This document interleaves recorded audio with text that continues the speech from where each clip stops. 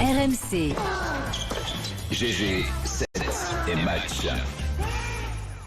À l'instant, on vient d'apprendre que le préfet du Nord a décidé d'interdire la production de pizzas incriminées dans les affaires d'intoxication alimentaire, les pizzas de l'usine de Caudry, les pizzas Fresh Up. Alors, ça fait quand même quelques scandales sanitaires à répétition, les pizzas 8 oignons, on vient d'en parler, les chocolats Kinder, et maintenant 6 fromages vendus en grande surface, dont un brie et des coulommiers qui sont rappelés pour risque de listériose. Ils sont vendus dans les enseignes Auchan, Leclerc, Casino, Carrefour, Intermarché, Cora, Système U. La question que l'on vous pose, c'est avez-vous toujours confiance dans ce que vous achetez en supermarché? On a deux teams qui sont face à face. La team oui, Joël et Olivier. La team non, Thomas et Didier. Service Didier Giraud, l'agriculteur. Eh ben, je vais répondre non à cette question parce qu'il y a plein de causes qui nous amènent là où on est aujourd'hui. Dans le pays de la sécurité sanitaire, on est le pays où les aliments produits sont des aliments sains, le meilleur au monde. On est dans un système où aujourd'hui, parce que les grandes surfaces, dans le contexte d'augmentation des matières premières, veulent toujours tirer les prix au plus bas pour leurs consommateurs et mettre la pression sur les industriels.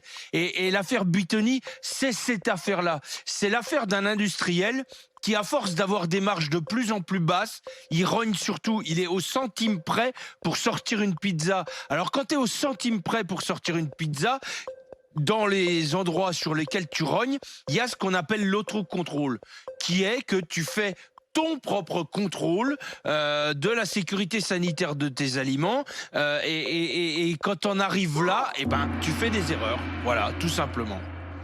Et en même temps, je dirais, c'est aussi le procès de tous les produits préparés, quoi, complètement. Industrie agroalimentaire, Joël Dagosseri.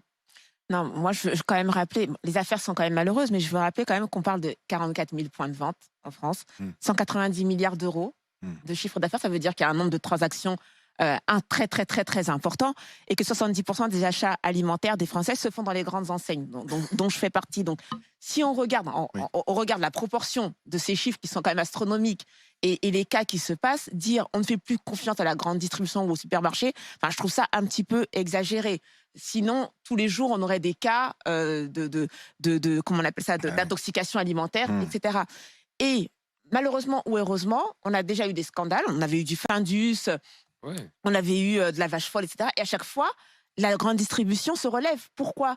Mais parce qu'en réalité, la plupart du temps, on est en sécurité en achetant nos produits dans la grande distribution. Donc, moi, personnellement, je continue de leur faire confiance. 100%.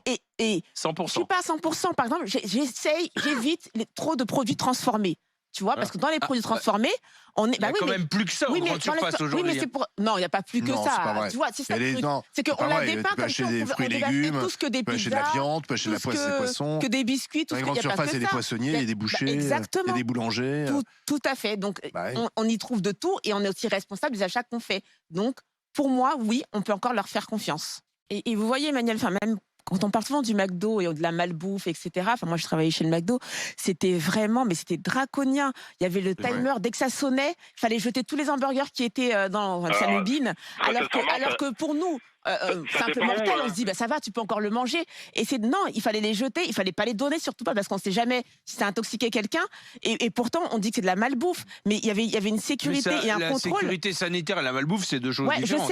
Je sais bien, mais je veux dire, tu vois, en termes de, souvent ces gros trucs où on dit, ouais, c'est des gros trucs, c'est des machins, c'est toujours bien, le petit producteur, c'est toujours bien le petit truc.